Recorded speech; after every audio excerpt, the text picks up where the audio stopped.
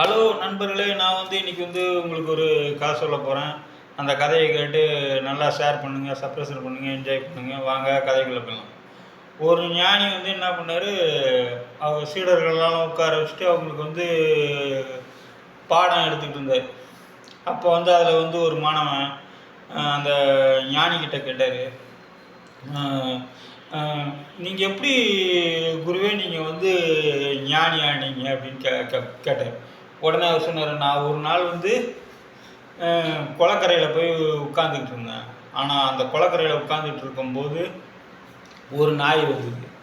அந்த நாய் தண்ணிக்குள்ளே போகுது, குழச்சிட்டு ஓடி வந்து திருப்பி தண்ணிக்குள்ளே போச்சு, குழச்சிட்டு ஓடி வந்து இதேமாதிரி ஒரு 5-6 வாட்டி ஓடி அப்புறம் கடைசியில் அந்த நாய் தெரிஞ்சிச்சு, ஓஹோ இது நம்ம உருவம் தான் அப்படின்ட்டு.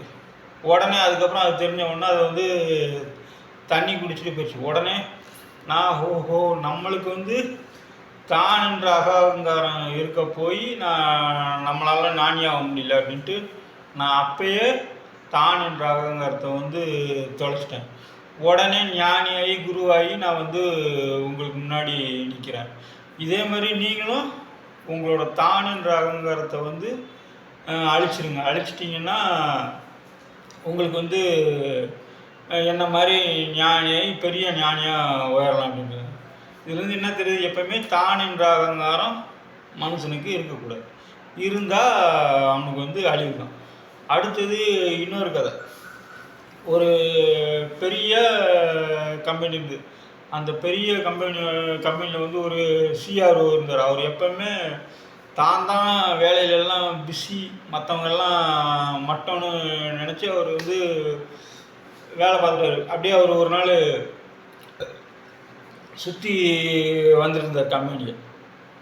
அந்த நேரம் பார்த்து ஒருத்தன் சேரில் உட்காந்துட்டு விசில் அடிச்சுக்கிட்டு நல்லா வேடிக்கை போட்டு சத்தமாக சிரிச்சுருந்தேன். உடனே ஒரு கம்பெனிக்குள்ளே போயிட்டு அந்த விசில் அடிச்சுட்டு இருக்கவனை உள்ளே வர சொல்ல அப்படின்ட்டு உள்ளே வர சொல்லணுன்னு அவரும் உள்ளே வந்துடுவார். இந்த மாதிரி உனக்கு மாதம் எவ்வளோ சம்பளம் கேட்டுருக்கு? எனக்கு மாதம் $2000 இந்த $6000 எக்ஸ்ட்ரா ஒரு $2000 வச்சுக்கோ, இதோட உனக்கு கம்பெனியில் வேலை இல்லை, நீ போ அப்படின்ட்டு. உடனே அவனும் கிடச்சின்னு அவன் பாட்டுக்கு வெளியில் போயிட்டான். அப்புறம் அந்த கம்பெனியில் வேலை செய்கிற இன்னொருத்தர் கூப்பிட்டு அந்த சேரில் உட்காந்துட்டு இருந்தானே அவன்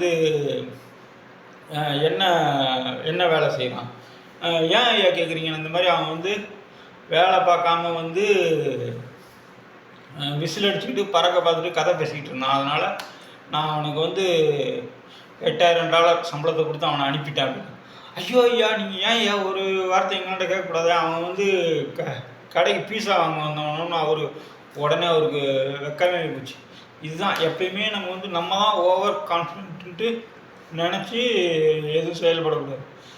ஒரு வாட்டி விசாரிச்சுருந்தாருன்னா அவருக்கு அந்த $8000 மிச்சம் ஆகிடும். இதுதான் இந்த கதையோட வணக்கம். நன்றி, வணக்கம்.